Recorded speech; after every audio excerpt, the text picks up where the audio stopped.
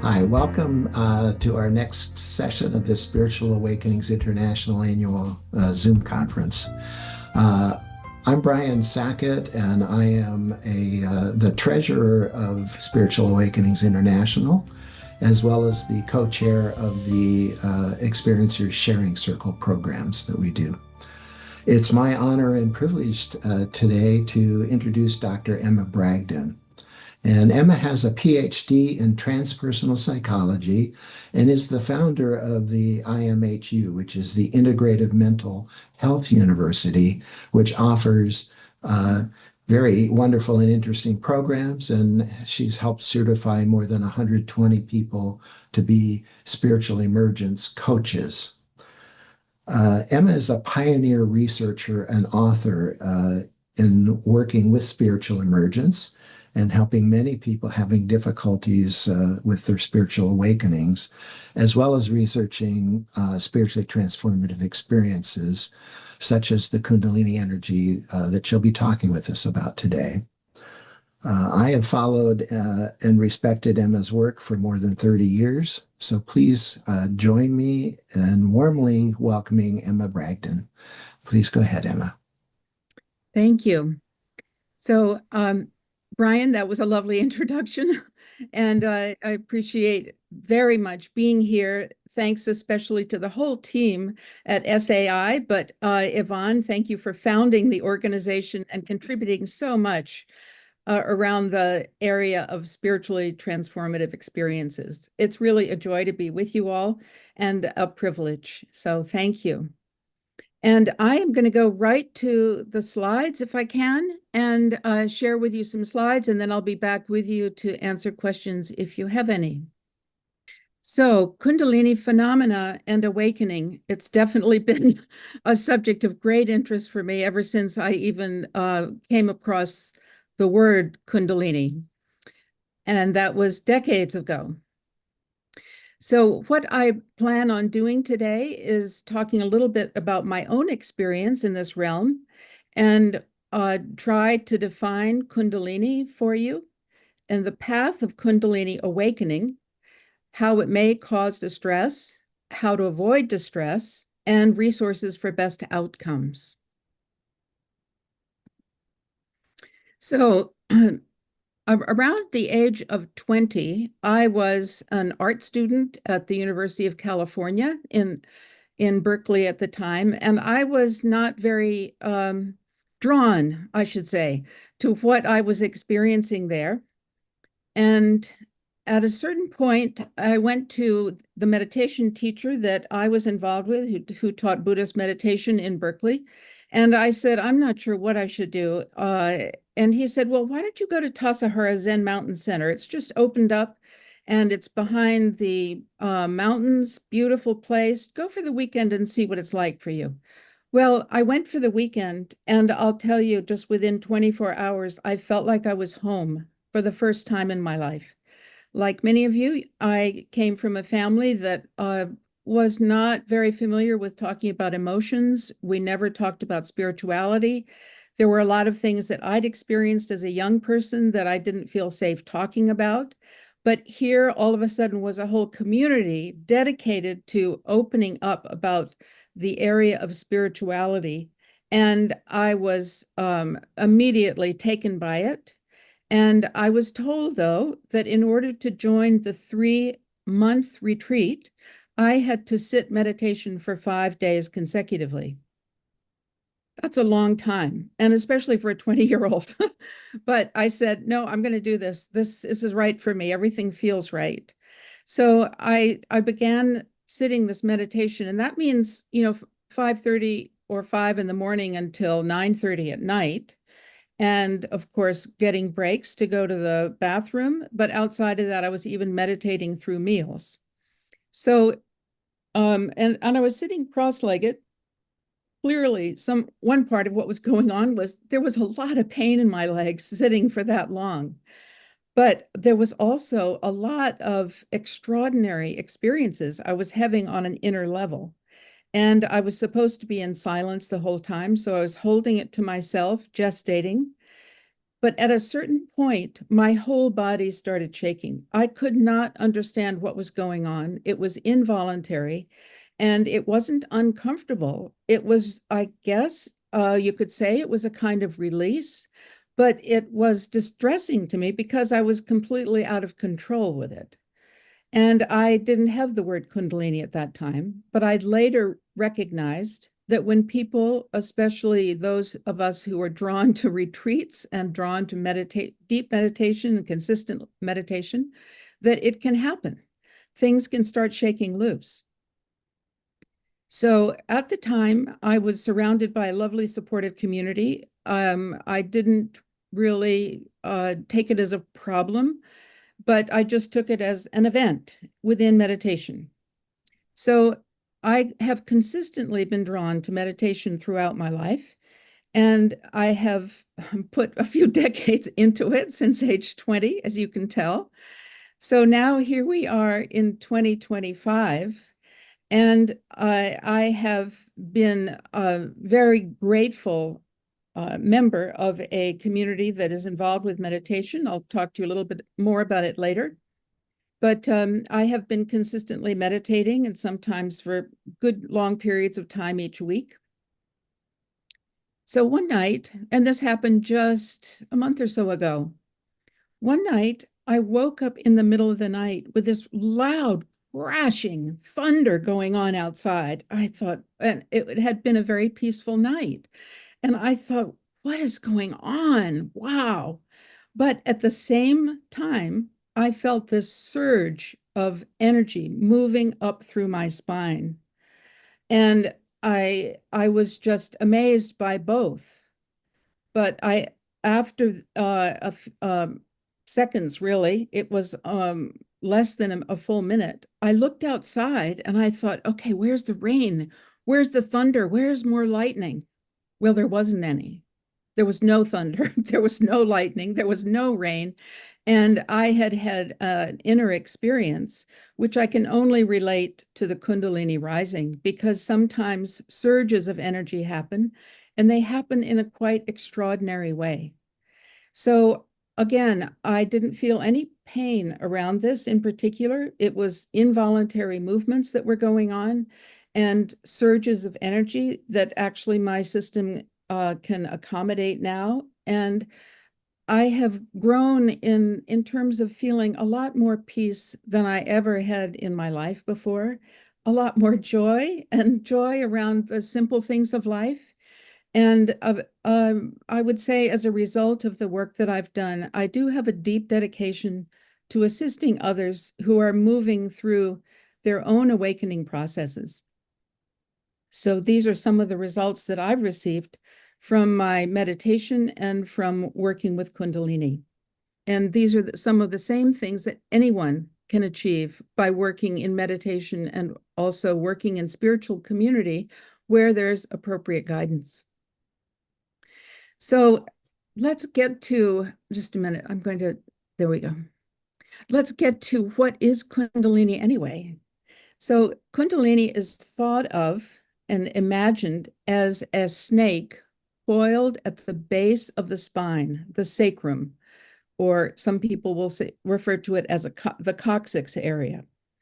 And as that energy is generally dormant, it can be awakened, and as it is awakened, it is thought of as rising up the spine through the whole spine, which includes, if you're familiar with the chakra system, includes the chakra energy fields. So that means not just the spine itself, but moving out from the spine.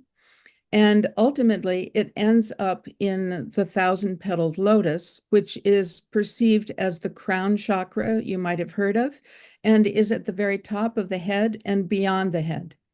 So you can see in the illustration on the right that the chakra system is actually illustrated through the points moving up around the spine. But of course, the chakras have energy that move out from the spine as well. So the most important part for you to remember at this point please, through the illustration, is just that the Kundalini energy is thought to reside and lay dormant in the base of the spine and rise up the spine in a Kundalini awakening process. And I will be referring mostly to the classic notions of how Kundalini awakens, but we'll have time also to talk about some of the other ways it can awaken. Please feel free to put your questions in the chat box as they arise, and I think Brian will be reading the questions out to me at the end of the presentation. So I want to indulge in reading one quote, and I suggest to you, if you would like, to close your eyes and go along with what I read out, but more even as a guided meditation through your own system. So you can have your eyes open and read along with me, or you can keep your eyes closed, whatever you wish. All the subtle powers of consciousness and life force at work in the higher centers come into physical manifestation through the channel of the coccygeal center. And so I'm just suggesting that you feel that center for yourself. And the life force flows outward from the coccyx. And you might feel actually how that movement feels in your own system. At the command of the yogi in deep meditation, this creative force turns inward and flows back to its source in the thousand-petaled lotus, revealing the resplendent inner world of the divine forces and consciousness of the soul and spirit. Yoga refers to this power flowing from the coccyx to spirit as the awakened Kundalini. So you can find that particular quote, and you might want to open your eyes now if you wish. You can find that quote on page 18 of the Bhagavad Gita, as is translated with commentary by Paramahansa Yogananda. And one reason I bring this in now is because I have great respect for Paramahansa Yogananda, and he has been recognized throughout the world as self-realized. He passed away in 1952, but some of us feel that he's very ever-present because he is 100% dedicated to people moving into a higher state of consciousness.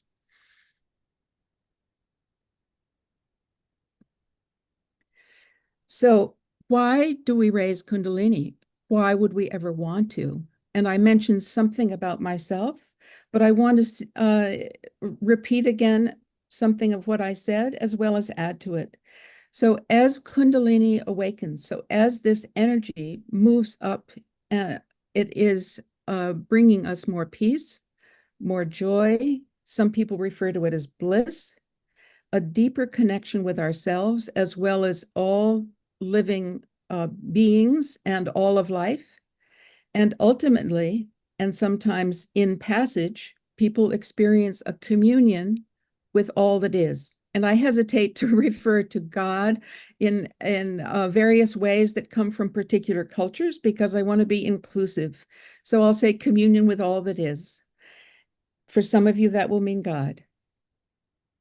It also awakens more compassion, more empathy, and a desire, as well as an ability to live from the soul and not so much living from the ego. So here is a picture of something that I experienced in my youth. It's called a high strike. And when I went to a carnival as a child, I saw these, and I was too young to try it out. But basically, the idea was you pick up a mallet that's given to you for maybe 25 cents, and then you try to hit a metal device that's at the base of this particular high strike. And if you hit it hard enough with enough focus and enough strength, then that metal device travels up and then rings a bell at the very, very top.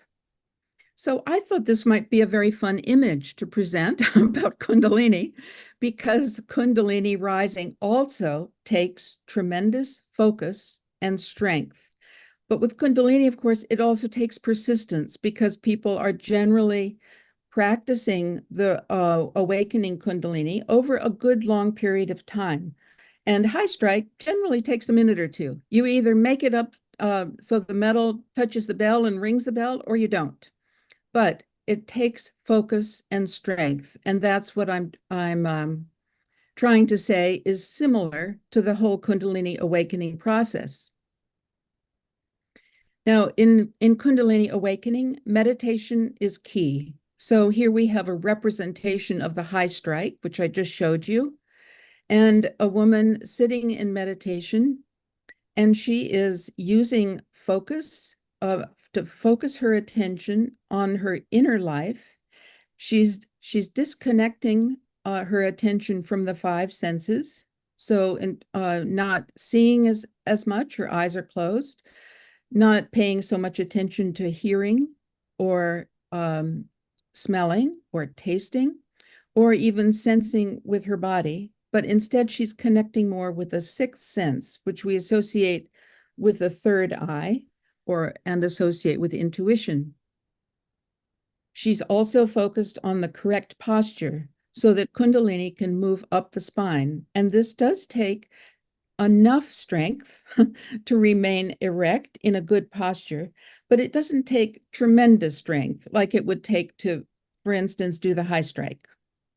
So it's an appropriate amount of strength and then a sense of relaxation into the posture.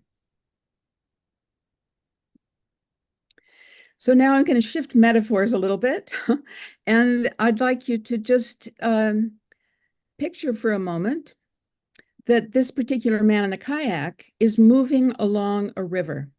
And the river can be very peaceful. In fact, it can bring increasing peace as he moves along, but he has to use appropriate strength in order to move the kayak, as well as focus, right? So he doesn't move into something that he doesn't want to move into. So ideally, our path of raising Kundalini is straight and clear, and we just need to maintain focus and use adequate strength to continue on. However, distractions may divert us in life. For instance, we get hungry for chocolate. My favorite is ice cream. Or we think, well, it's time to stop meditating. How about some sex? Or we come across something in the passage of our kayak trip or our life where we say, oh, I'd like to just kind of get into some other relationships. And that meditation is getting a little, well, old. I've done a lot of it. Maybe I just want to get more into relationships. However, what happens is it's similar to going along in a river and then diverting ourselves up into another zone.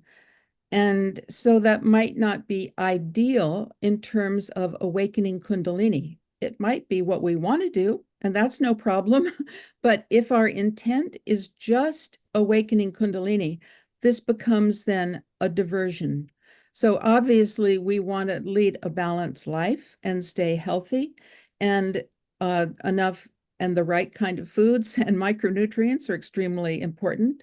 Support networks, as in a supportive community, can be very important, but modifying our sexual explorations may also be extremely important. So we need to get to a point where we start asking ourselves, where do I want to go with this Kundalini awakening? And for some people, one of the things they like as energy becomes stronger in the Kundalini process is they want to go into more sexual relationships and have higher sexual relationships. And some people take up the meditation because it will improve their sexuality or their sexual experiences. Some people like the meditation because it actually gives them powers.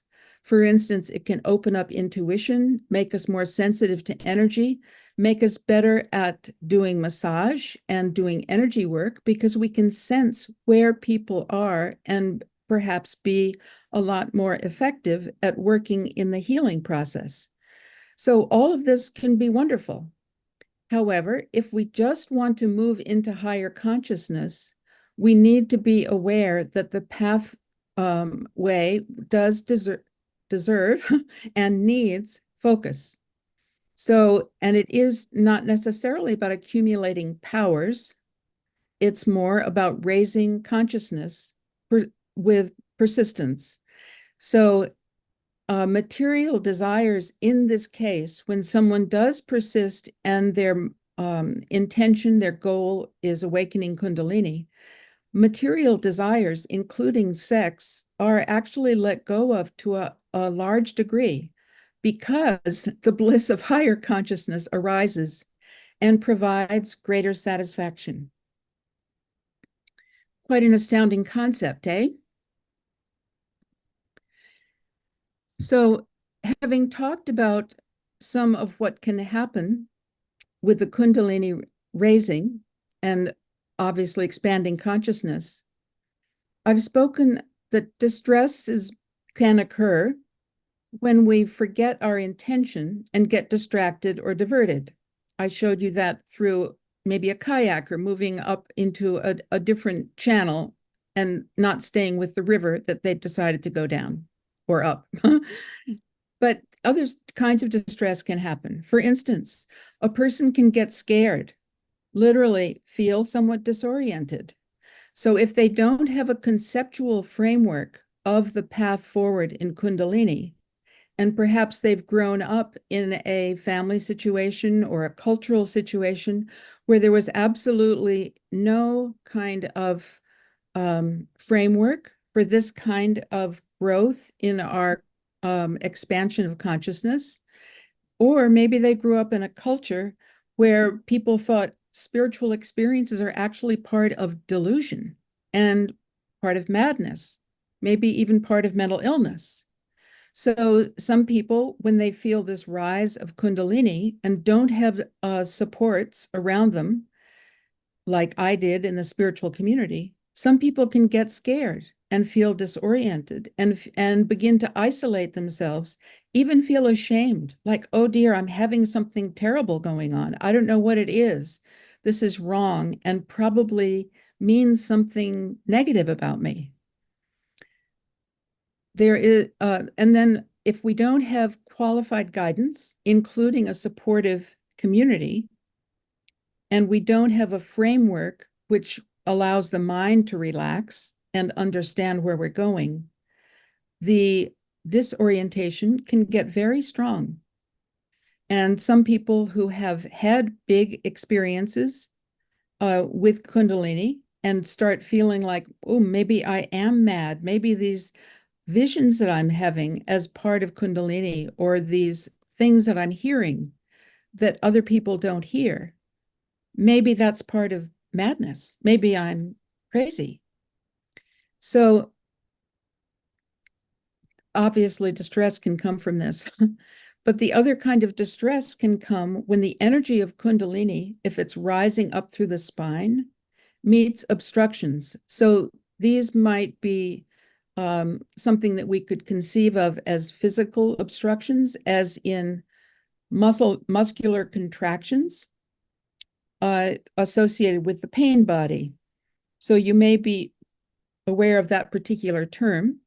And the notion is that if we don't fully integrate pain that we have had in the past, that it can literally reside in our body as constrained energy, but also even contracted musculature. So as the Kundalini actually hits those kinds of obstructions, it can cause pain and confusion. It can cause ups and downs in terms of emotions. And like I shared about myself, it can cause a lot of shaking. So the possible trauma, of course, is the possible origin of this could be past traumas. And this is not spoken of very much in the literature that comes from the ancient yogis and sages who wrote about Kundalini even thousands of years ago. But in our modern day, where there is more recognition of trauma and how to work through trauma, there is more conversation about how Kundalini, as it rises, can hit those places of the pain body and create some of the things that we associate with Kundalini rising when it meets an obstruction. So some of you may be familiar with the word kriya. The Sanskrit word kriya translates to action or effort in the English language. And kriya yoga itself is the yoga of action or purification. So again, we go back to that notion that it really takes intention and strength to move through the Kundalini process. It's an action. And it causes a kind of purification, in other words, an undoing of those obstructions. And so the practices that are associated with the Kriya Yoga actually help cleanse the system of limitations, whether those are physical, like the pain body, and emotional, again, like the pain body. And they could just be also related to something that's hard to put a finger on, which we could call spiritual or energetic. So as the Kundalini rises, the life force increases and strengthens the energetic body in preparation for a spiritual awakening. Now, that is the original view of what Kriya is all about. However, today, as people become more familiar with yoga and also Kundalini, people are using the word Kriya to refer to the effects of breaking through limitations. So, for instance, they might say something like, "Oh, I had so many Kriyas today." Maybe they're referring to being in a Kundalini yoga class, or maybe they're referring to a meditation practice, or maybe they're just referring to some things that were going on as they were releasing stress. And they might involve small or massive jerks of the body, similar to what I had. But it can get a little bit confusing when people refer to the word kriya. Is it the action or purification used in kriya yoga? Or is it the effect of breaking through limitations? So for this particular presentation, I'm going to use the more classical version, meaning that kriya refers to a kind of yoga, which is practiced through intention and action, paying certain attention, persistent intention, and using adequate strength.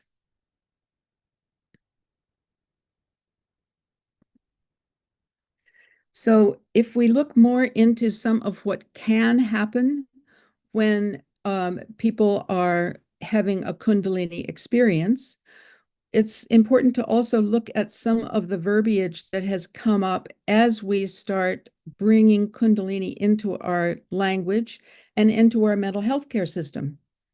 So the words Kundalini psychosis are in some areas are being used to refer to great disorientation that happens when someone is having a lot of the Kundalini experience.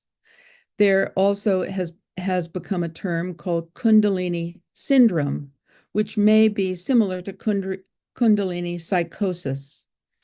So again, just going more deeply into the fact that an individual may experience intense surge of energy rushing up the spine towards the brain and getting stuck at some points. So I related to you an experience that I had about a month ago where the energy was not getting stuck and I did not experience disorientation, just surprise. And it was pleasant surprise. And I went back to sleep and felt relaxed. However, if someone is moving into this experience of a surge of energy rushing up the spine, and they don't have a cognitive framework for what it's all about, and maybe they don't have anyone to turn to help them understand it better, the phenomena can include intense heat and pressure in the head or the heart, literally visual and auditory, what are called from the mental health field, hallucinations. We wouldn't call it that if it's related to Kundalini, but it is called that from the mental health perspective. So the phenomena can also include a fearfulness And that may be part of the disorientation, but it may also include obsessive thinking. For instance, am I crazy? Is this nuts? What's going on here? I should be ashamed of myself. I'm out of control. And it can also result in insomnia and people literally not getting enough sleep. And when anyone doesn't sleep for days, they can enter into a kind of psychotic state. But that's caused by the insomnia, not necessarily the Kundalini itself. So it's caused by our reaction to the Kundalini, not by the Kundalini itself. When a person is really having intense experiences and they don't have the cognitive framework and they don't have appropriate guidance, it can lead into the question of who am I? Because actually their connection to the ego starts dissolving somewhat. And so we might start asking ourselves in this situation, well, wait a minute, am I just, a nice woman who lives in a small Vermont town and leads a university, or am I something else? What lies at the bottom of this? So it can be extremely distressing. Again, if someone doesn't have appropriate guidance or a conceptual framework or a practice that will help them move at a pace that works for them. So how do we avoid distress? I would say avoiding distress means the necessity of finding a qualified guide. That means generally someone who has gone through the Kundalini awakening themselves, may have had some kind of distressful circumstances, but may have never been in severe distress because they had a qualified guide. So ideally, this guide has gone through the whole process and feels at peace and has achieved the kind of results from full Kundalini awakening. But it can be difficult these days to find a qualified guide. And one of the difficulties that can come up for some people also is dedicating oneself to following the guidance. For instance, if the guidance is stay with the river, folks, don't get diverted and don't get caught up in some of the other compelling things that may happen. For instance, you're improving your empathy to the point where you can read what's going on with other people, or you become someone who does a lot of channeling and maybe very effective channeling. But is that taking you to the most expansive states of Kundalini or not? It's a question to ask. So it's very important to know, how far do you want to go in this whole process? Once you get a sense of what the map of Kundalini awakening is all about.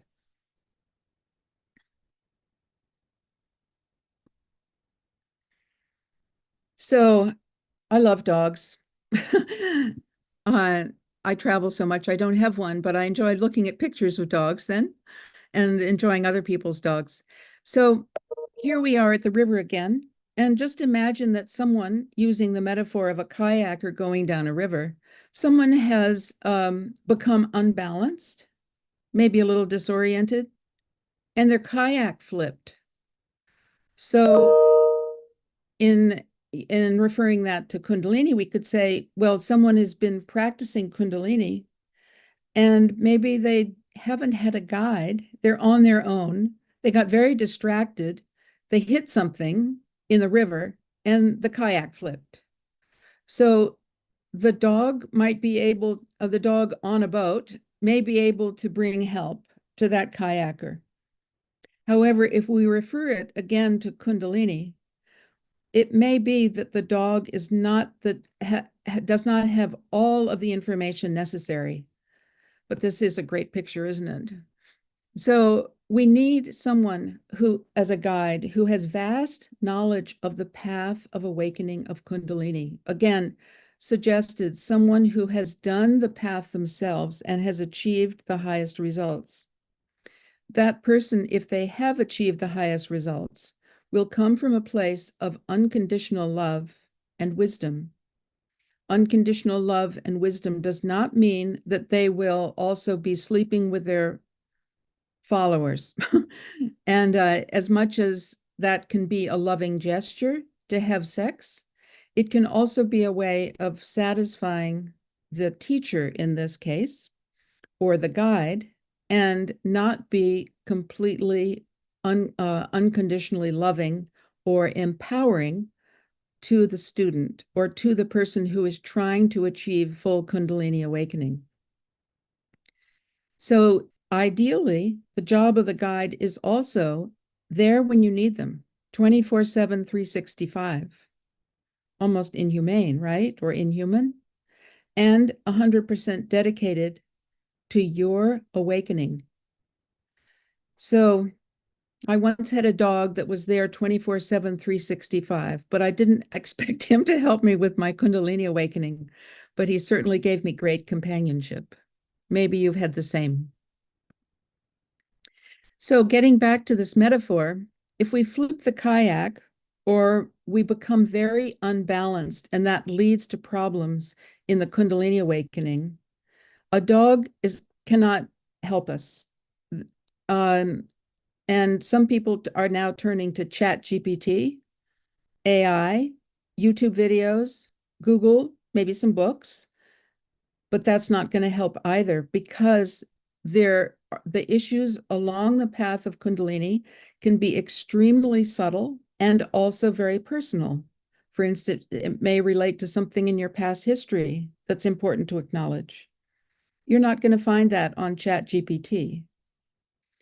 So guidance needs to come from a qualified human being, one who has completed the journey successfully. And in this case, a guide who's in her own kayak, who knows how to assist someone who's become unbalanced.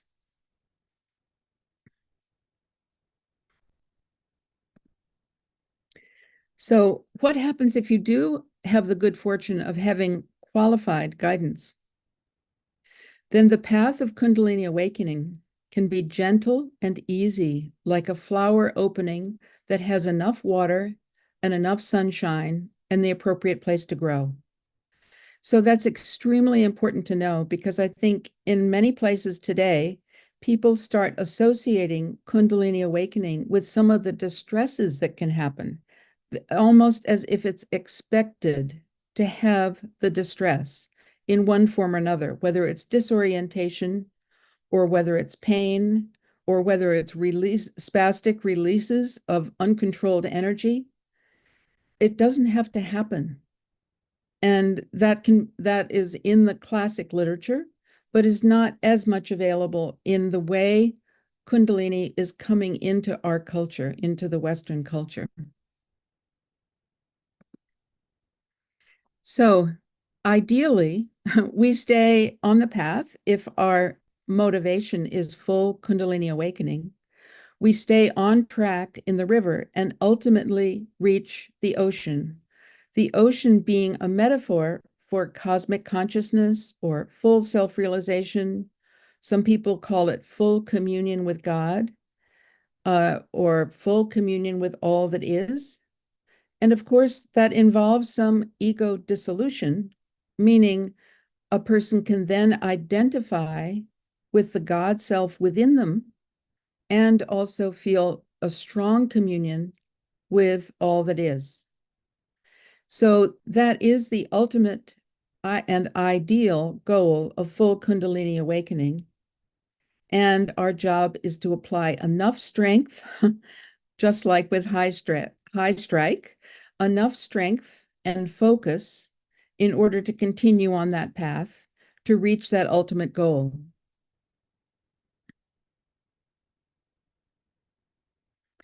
So one resource for qualified guidance that is dear to my heart comes from the Self-Realization Fellowship. And I've been a member for almost 15 years now, although I first read Autobiography of a Yogi, which is about the life of Paramahansa Yogananda.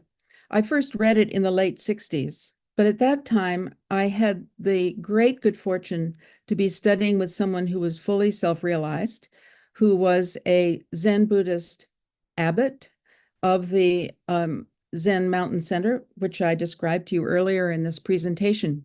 And I was loyal to my Zen Buddhist teacher. I wasn't going to skip out. I felt very at home with what I'd found.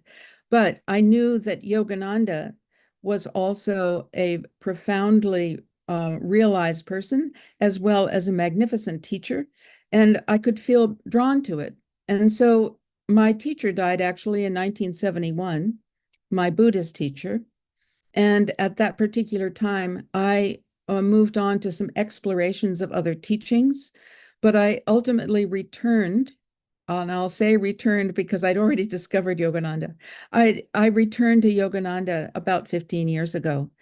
And so one resource for qualified guidance, again, with all the qualities that I've laid out as ideal, Autobiography of a Yogi is a great place to start to get acquainted with Yogananda, but also he takes you on a walkabout, meeting other people that he met in his life who were also self-realized, and also other people who had an incredible amount of spiritual power. And so one gets better acquainted with what is this spiritual power all about, and how can people get lost in it, and how can people find their way, and what kind of guidance is important, and who is around to give that guidance. So one of the books that I quoted earlier on in this presentation is the Bhagavad Gita, translated by Yogananda and with commentary. So not the greatest place to start because it's quite dense with words. It's 2 volumes that are pretty hefty, but I found it to be absolutely fabulous in terms of inspiring, a true transmission from a higher level of being. So one of the things that is offered through the Self-Realization Fellowship is becoming a lessons student. And as a lessons student, you don't give a lot of money to the organization, but enough so that they can send you a pamphlet every 2 weeks. And that pamphlet is about 20 pages, more or less, sometimes 10, sometimes 20. And within the framework of the lessons, one receives a cognitive framework for the whole path of Kundalini rising and towards the goal of being self-realized. One also gets meditation techniques that work to move the Kundalini through the system in a peaceful way. And once one becomes a lesson student, one can get guidance for free from monks and nuns who are completely dedicated to this particular path. In other words, using the meditation techniques that Yogananda taught when he came to this country in 1920. And also coming from the philosophy that he imparted through his books. He's got many books, not just the 2 I've mentioned. So it's a tremendous resource, and I'm not proselytizing right now, although again, this is dear to my heart. But instead, I want you to know that the resource is available, and there are also free guided meditations online. But just it's worth taking a look at. If you are looking for qualified guidance.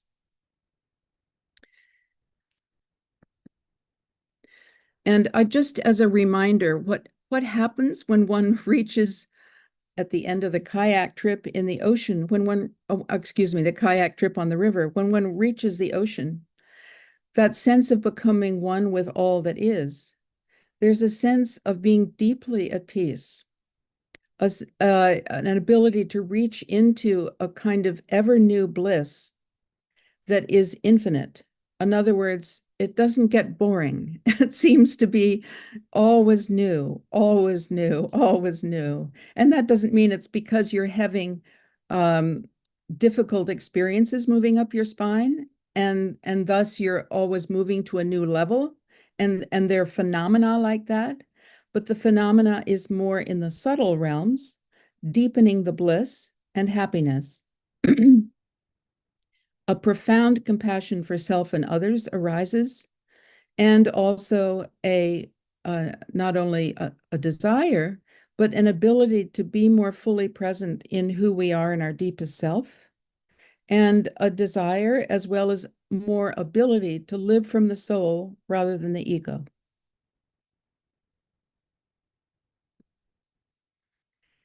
So another resource, which has more to do with my work in the world, I wanted to bring to your attention.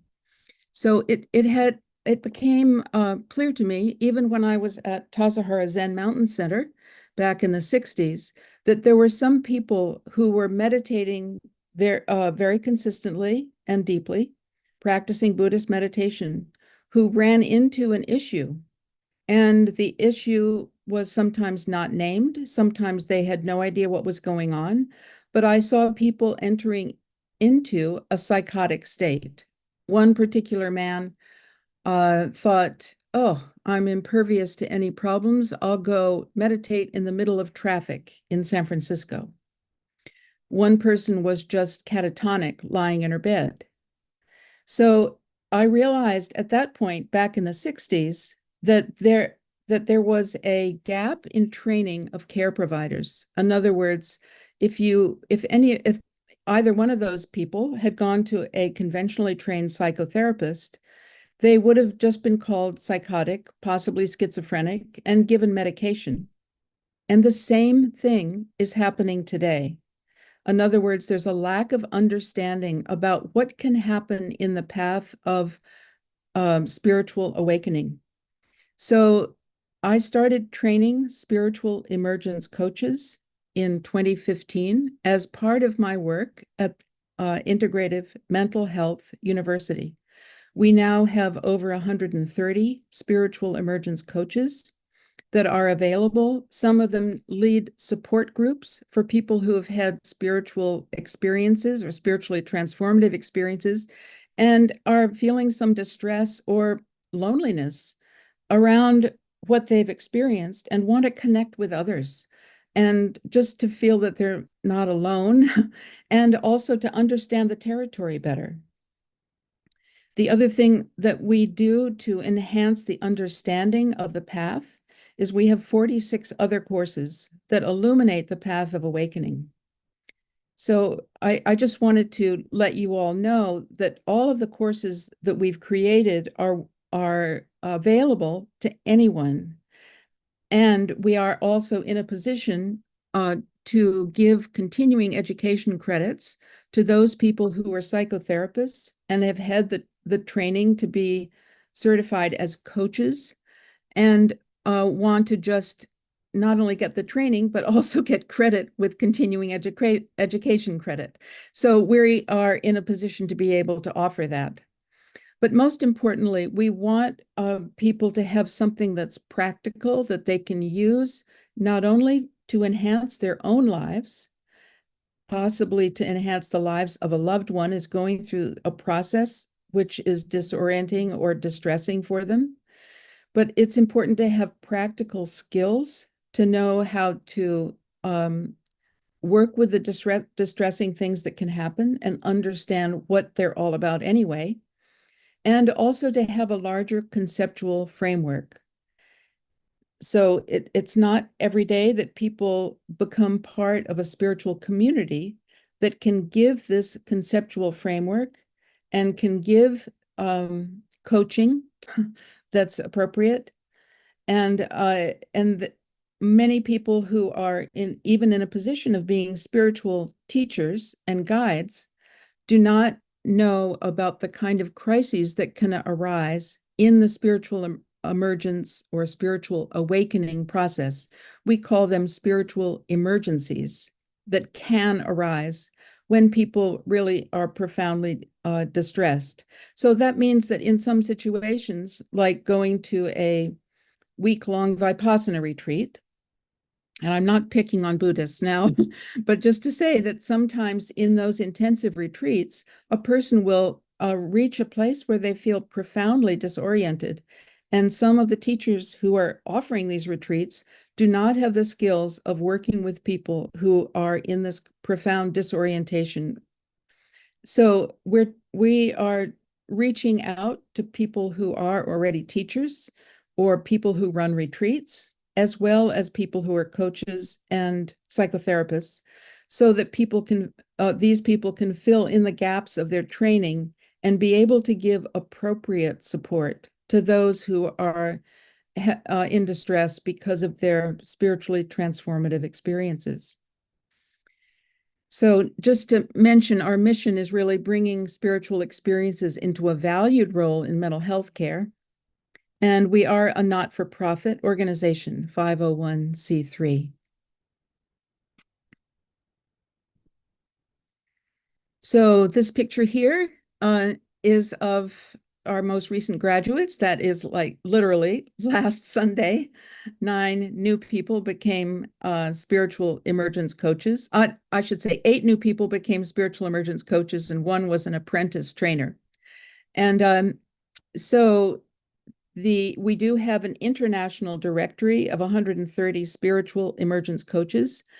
Unfortunately, that particular part of our website is not functioning today, and we've been trying to work on it with our web designer, but there's some kind of a glitch that still is not solved.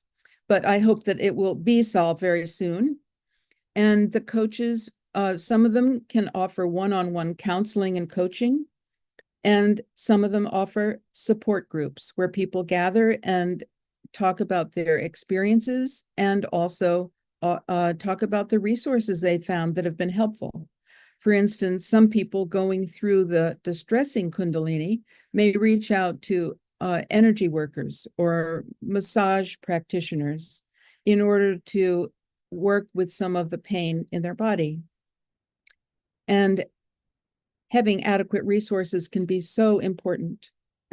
And if we again relate that to going down the river in a kayak and losing your balance, it's really important to have someone there who can assist you to safely get back into your kayak and continue on, and maybe have a set of dry clothes for you. So I want to thank you for your attention. I'll be coming back to you for some Q&A if you have any questions. My contact information is here. I am not in a position to offer a lot of time for people who want some guidance unless they are paying me for personal consultation.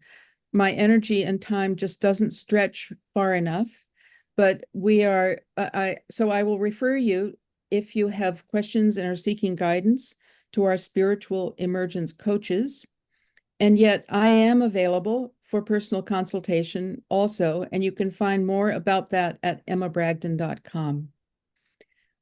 If you're interested in our courses, we have 46 of them, and you just go to imhu.org. IMHU standing for Integrative Mental Health University. So thank you so much. I'm going to stop sharing and come back now. Thank you very much, Emma. Besides being fascinating and really educational, I feel like your work is really, really important because it's offering people support.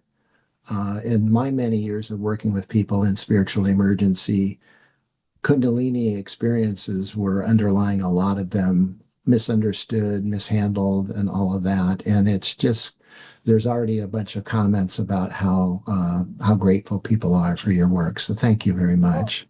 Oh, well, thank you. I appreciate hearing about that. And it Yeah. does seem to me that Kundalini has been made, people are thinking that it's quite complex. And what I effort to do is bring something complex into its simplicity. So Good. I hope Yeah. I would do some of that today. Yeah, you're doing a great job of it. So let me get to questions. So, Okay. uh, so the first one was, would you describe the energy in the root chakra as an energy that could be seen clairvoyantly as dark red and black with a white ball? And what would you say is the connection between feeling your light body, your soul's vibrational frequency, the rise of Kundalini energy, and energies entering the chakra system? That's kind of a big set of questions. That's a hefty one. So let me say, out of all respect for people who are channeling and are gifted as channelers, my history with this is that people can experience them and see the energy of the Kundalini in different ways. And so it is not exactly as described for everyone, but it is exactly as described for the person who's asking the question, it sounds.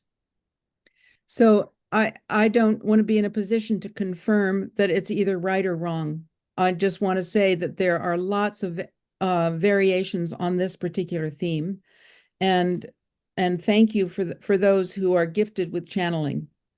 So Brian, could you say the last part of it again? Because I got a little bit lost.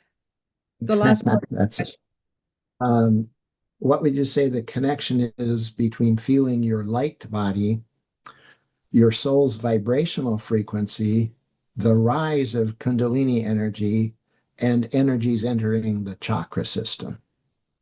That's one heck of a question. So thank you for challenging me. So again, I have to refer to what I said before, which is there are a lot of variations on the theme of language to begin with, which is some people, for instance, will conceive of the light body in different ways, conceive of the energy system in different ways. I've had the chakra system described in different ways by different people.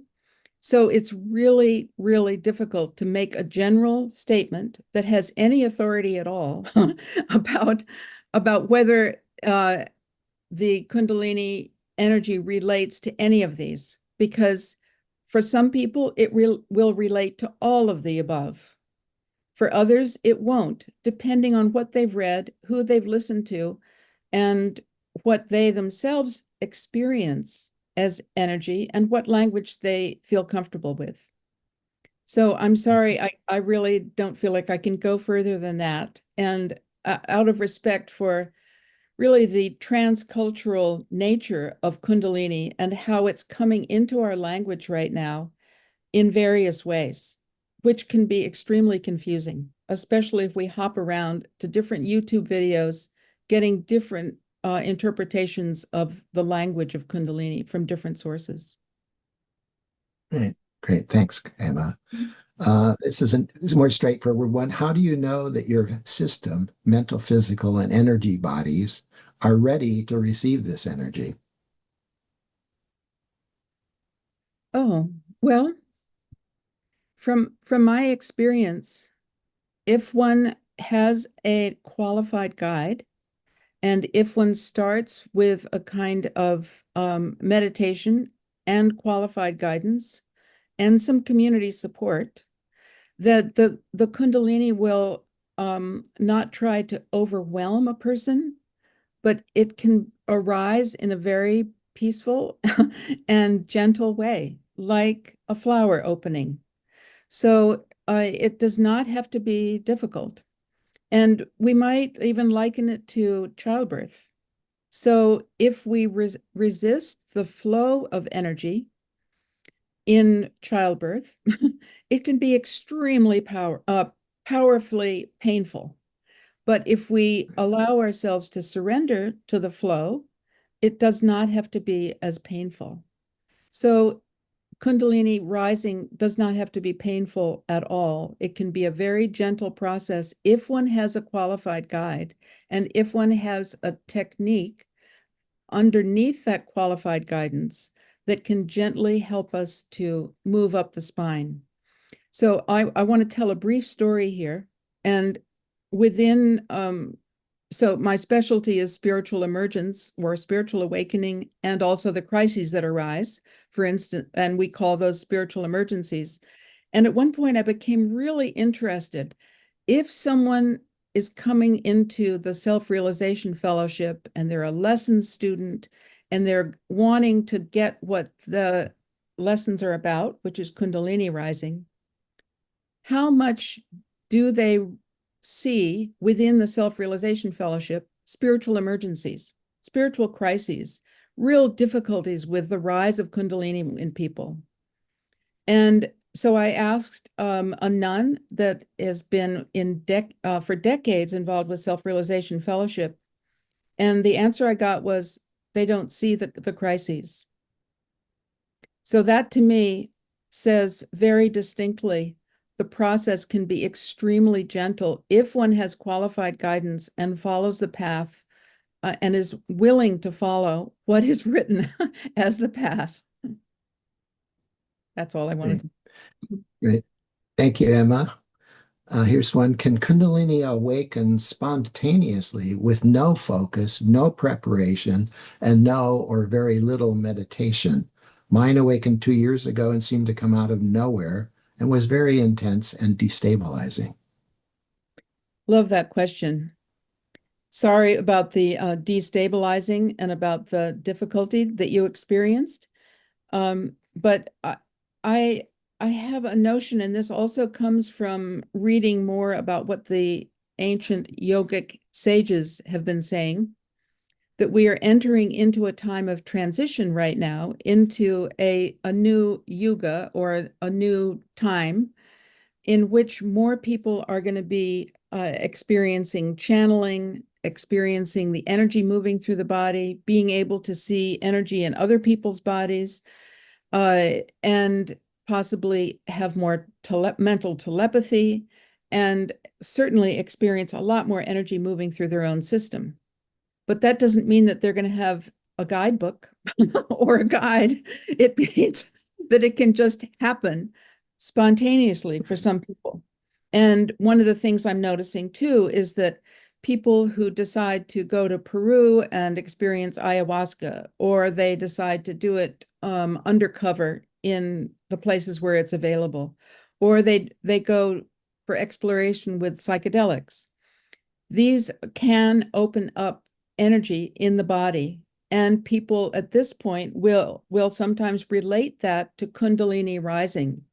Now, from my point of view, it may be that bioenergetic blocks, or should we call them limitations because of limited powers of thinking or trauma, can create what are called parts of the pain body. And as energy starts rising and awareness is opening, to quote from Philip Wade, it's about awareness, that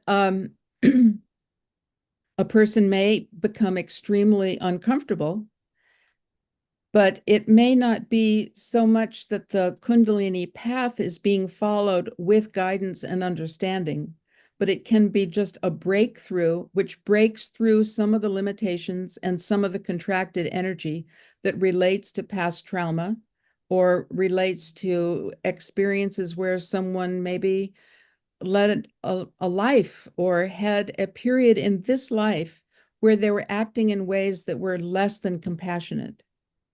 And so there can be breakthroughs, bioenergetic breakthroughs that relate to these kinds of stories, but it doesn't necessarily relate to full Kundalini awakening.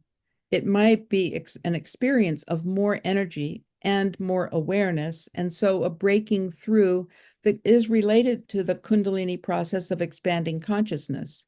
But that doesn't necessarily mean that someone has selected to be on the path of Kundalini awakening. And of course, it can be extremely distressing if you have no guidance, no community, no other people, no other person who can be a support person. Great. That's very clarifying. Thank you. Here's another question. There is a debate around whether the energetic phenomenon we are experiencing now is what is described in ancient tantric texts, or whether that term is historically and culturally located. If you think this latter view has merit, do you have suggestions for alternative terms? Alternative to the terms used in Tantra? Is that what I I is think that the that's what question? the question is. Okay. I'm not as familiar with all of the literature of the tantric world. I'm I'm definitely not totally ignorant of it either. And I would say that that in this, again, relating back to what some of the yogic masters, and this precedes Buddhism, right? Because it relates more to the Hindu tradition or the Vedas. When they speak about a change in the time, they didn't call it the New Age, they called it Dwapara, but that as we move into that, people are going to be spontaneously opening up more in consciousness. And that means also in the energy body. And it does seem to me that we are definitely in the midst of seeing lots of examples of this going on with people. And one of the things that I'm amazed at is that some of the children who are being born these days and are young people now, and some of them teenagers, seem to have a lot more awareness, at least than I did when I was younger. And I hear that from older people as well. So and there are stories, of course, of some extraordinary children who are very much more awake than the rest of the collective community. So that's one example of more awareness in our time, but it also seems to be that more people are reaching out for more awareness. And maybe that just is because people don't trust the mainstream media anymore. Maybe it's because some of the news coming through to us is so distressing that people are reaching with more consistency and strength for the truth. And perhaps it's also more, some experiences are happening because people have gotten less repressed about sexuality, are having sexual experiences that take them into spiritual realms, and are willing to talk about it and share about it. So there is a tremendous amount of change going on right now. It seems for the better in terms of more awareness, more awakeness. And I'm just hesitating to get into anything that would make it seem like I knew the tantric literature, because I can't quote from No. that. Yeah, thank you, Emma. Yeah. Uh, Another question is, can you provide a clarification of the concept of ego? Who hired these questioners? Okay. So, The in terms, Kundalini intelligence. excuse me, Brian, what did you The say? Kundalini intelligence Oh, I is see. orchestrating this. Yes, yes, yes, clearly. So, ego is basically a construct, and it arises out of beliefs we have about who we are that were generally created within us when we started to learn language, when we started to feel that it's important to fit into the culture we're born into, when language was given to us through our loving parents or our not so loving parents, but through our families. So we started to construct notions about who we are. And those notions are usually patterns of thinking, but the patterns of thinking, of course, can also affect how we hold ourselves in the world. For instance, if I'm told that I'm less than adequate and I should be ashamed of myself because of X, Y, or Z, then I may hold my body in a certain way where I'm trying to kind of shrink because of the shame, but that originated in my thinking about myself. I took on the idea that I should be ashamed of myself. So on the other side of it, of course, I could have been trained that I'm absolutely fantastic. No one's better than me. I should rule the world. And everything is going to be great as long as I have full power.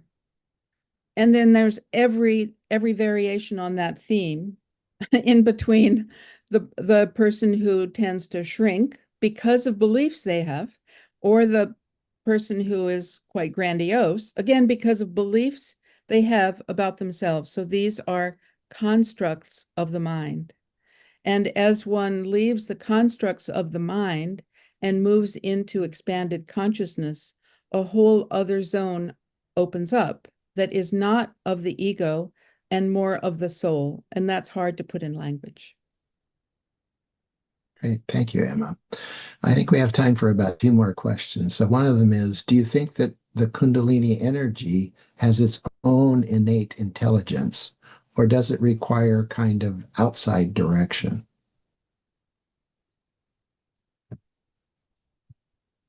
Well, it's sometimes referred to as if it has an identity. Yeah. And people will refer to it as she is moving through me.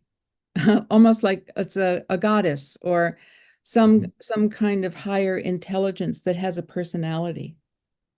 And some people may even channel the Kundalini as if it is like a personality.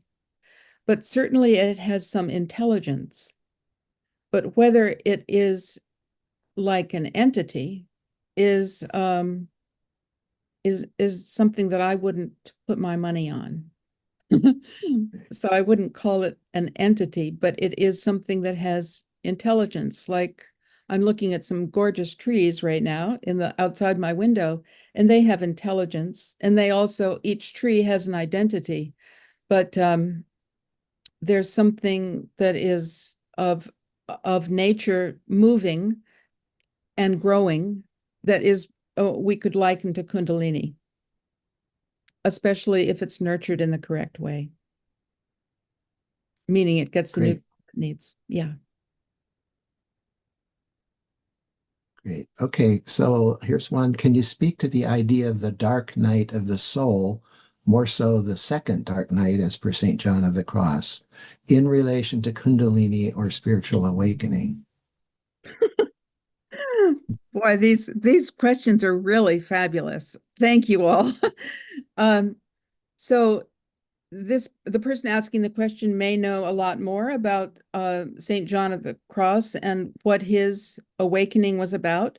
But just to try to put it in a nutshell quickly, it had to do with feeling going into a certain level of awakeness and communion with God that was tremendously elevating and expansive for the person later called St. John of the Cross.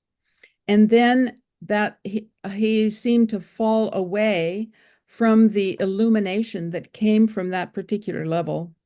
And so we could say in very childlike terms, you get to have a communion with God, and then all of a sudden it isn't there. So the bliss that came from it is gone. Well, that creates a dark night of the soul. But it seems to me that these days it's coming into our language such that people are saying, I have a dark night of the soul when they have not yet become acquainted with their own soul level. And they know that the egos and the ego connections that we generally have in this world and the way we communicate and socialize are no longer satisfying.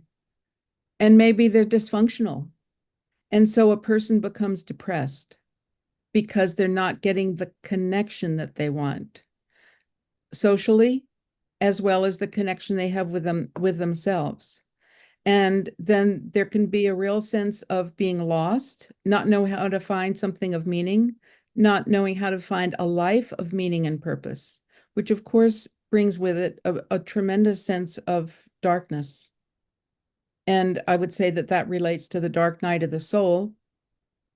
And in terms of Kundalini, my guess, this is just a wild guess, maybe the man who was called St. John of the Cross had a certain rise of Kundalini in the system, and then it stopped for a while. There was a pause. It was no longer moving forward, and he didn't know what to do.